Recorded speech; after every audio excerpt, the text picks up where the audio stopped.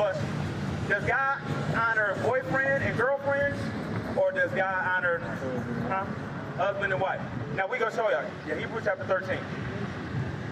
So while we're out here, it's to show our people the right way, because for far too long, we've been told that boyfriend and girlfriend is normal. But actually, boyfriend and girlfriend, that promotes boredom, right? Because guess what? Yeah, when you don't like somebody, it's easy for you to just kick them to the curb, on to the next one, right? But guess what?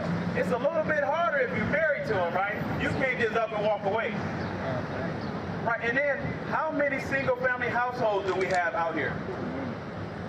Why? Because the black woman feels like they don't need the black man. And that's only because white people, that's why they try to get the black man out the house and put him in jail. Exactly. So put them in there and also get them around. Exactly. So, for example, when it comes to welfare and stuff like that, there's stipulations in there saying that if the black man is in the home, that the woman, either she doesn't get the welfare or it's decreased.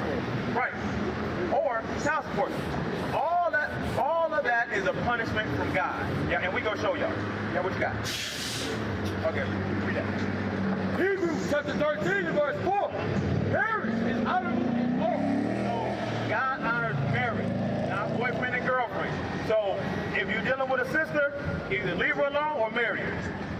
And sisters, I hope you're not dealing with no man or no young men. All right? Because guess what? You are a princess.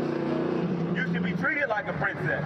And also, you should dress like a princess. Right now, you're not dressed like a princess. So we have to change.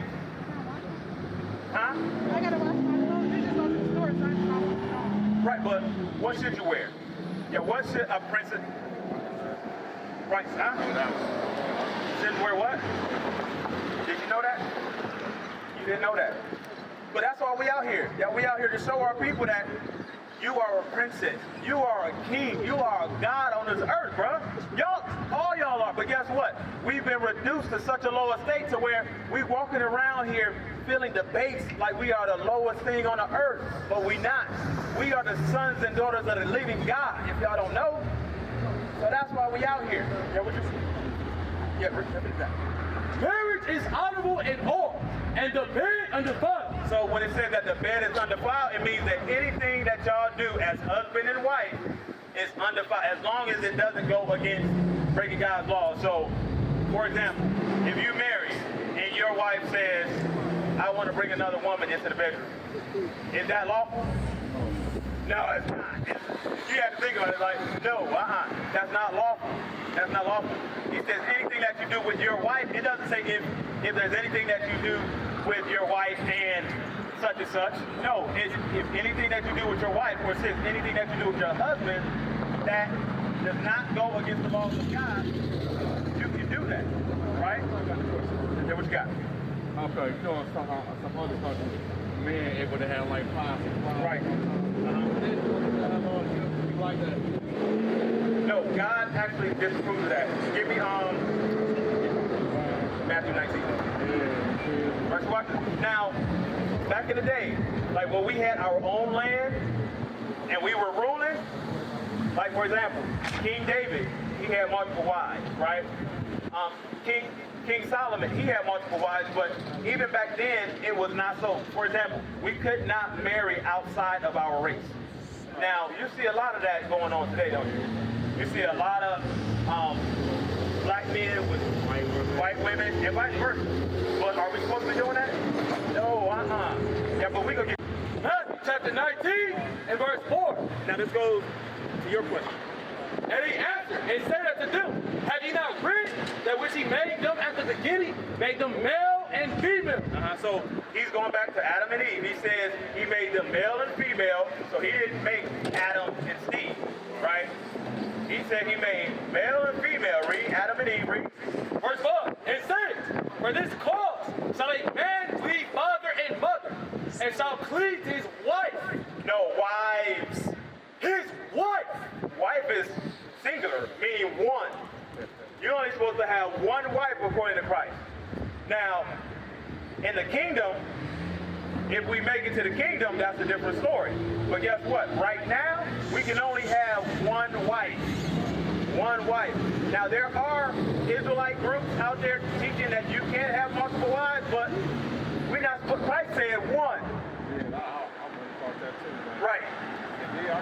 What you got? I was looking I seen that like back in the day, we used to throw white people in hell. You gotta say that We again? used to throw white people in hell. He said that we used to throw white people in hell. So what is hell? Yeah, the fiery pit. Now I'm gonna show y'all. Give me Isaiah chapter 5, verse 13, right? Right, so watch this, because there's different levels, right? So, for example, there's different levels to heaven. So heaven can mean rulership, heaven can also mean the sky, and then heaven can also mean space, like beyond the sky. So there's 3 different levels.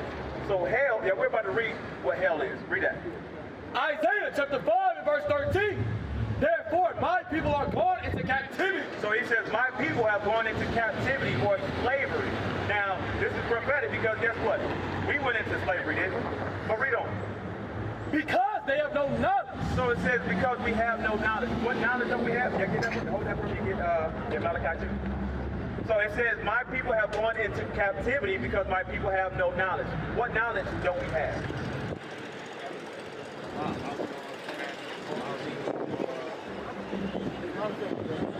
Right, but the knowledge that he's talking about, like he said, is the commandments. For example, my sister, she didn't know that she's supposed to dress like a princess. She didn't know that. So, dressing the way that she's dressed, is that promoting husband and wife? No, it's not. It's not. Sis, would you like to be married one day? Good talking about that. Yeah, you too. Sis, would you like to be married one day? Right, you would, right? Now, you don't, so the way that our sisters are dressed and carrying themselves today, a lot of them are no longer married, or they don't even want to be married. And men don't look at them as if they want to marry them. Why? Because when I can see your shape and everything, and a lot of sisters say, oh yeah, I'm gonna just put this on. But in their mind, yeah, when they pull those stretch pants up or those yoga pants up, they look in the mirror, yeah, what they looking at? Right, they behind. How they behind look. And mentally it's saying that they're sexy, right? So if I'm looking at you saying that you're sexy, what am I going to want from you? What? Right, I mean, but what am I going to want from you? Sex, plain and simple. But our people, we don't look at it like that, and we have made it normal to dress like Cardi B. We made it normal to dress like Nicki Minaj, Megan Thee Stallion. But guess what? Those are not our role models. Our role models are princesses. That's who we are. We are royalty, believe it or not. But guess what? We've been destroyed for so long to where we think of ourselves as nothing but jump off the bees and this and that. Yeah, right. We have no positive images in our society for our sisters to look up to or our brothers to look up to. Because guess what? We're supposed to be out teaching other young men and our sisters how they're supposed to act and how they're supposed to dress. Because guess what? If you don't do it, if I don't do it, who's going to do it? Nobody's going to do it. That's why we out here. We out here to change the minds of our people. Because guess what? You can't change if your mind don't change. So, that's what I got you holding. All right, so this is the knowledge. Read that. For the Malachi chapter 2 and verse 7. For the priest's lips should keep knowledge, and they should seek the law at his mouth. So your pastors, your priests, your teachers, they're supposed to be teaching you the law, God's laws. That's what's going to clean up our community. For example, what's wrong with thou shalt not kill? Nothing, right? What's wrong with thou shalt not steal? Nothing. Those laws are perfect, right? Thou shalt not commit adultery. What's wrong with that? Nothing wrong with it. Give me Leviticus 19. Right, so watch this. Because this is something that's going to clean us up overnight if we apply it. Because name me a slogan or a motto in the hood that people use when other people are doing bad things in the hood and you don't say nothing. Well, it's something else. It says, stop doing something. Stop snitching. Why is that only in our community? If you got somebody that's selling drugs next door and people dying, but they say stop snitching? Aren't you contributing to the poisoning and the murder of your people if you don't tell? And it could be anonymous. Anonymous tip. Hey, they selling drugs at this.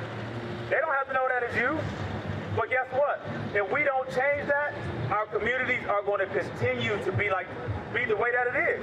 If we don't come out and tell our sisters, sis, go home, put on a dress. You a princess. You beautiful. That we got to change. If we don't do that, our sisters, they go continue to dress the way that they are. Why? And now it's because they want that attention. They want that attention. But guess what? The only attention that you should be seeking is the attention of a man that's willing to make you his wife. We used to scream Black Power while heroin was pushed. But at the end of the day, nothing's in vain. IUIC has been given a vision. The tents of Judah has risen. Many has attempted the mission, minor murmuring, omitting, and missing the mark. Just reading that he had the flame of fire in his eyes gave us the spark. We on Paul's mission. We out on the road, purple and gold, from Mexico, Cuba, Haiti, Ghana, Sierra Leone. 144,000 boots banging, concrete crackling. These are our men repented at heart. The scriptures is proof. IUIC, we deliver the truth.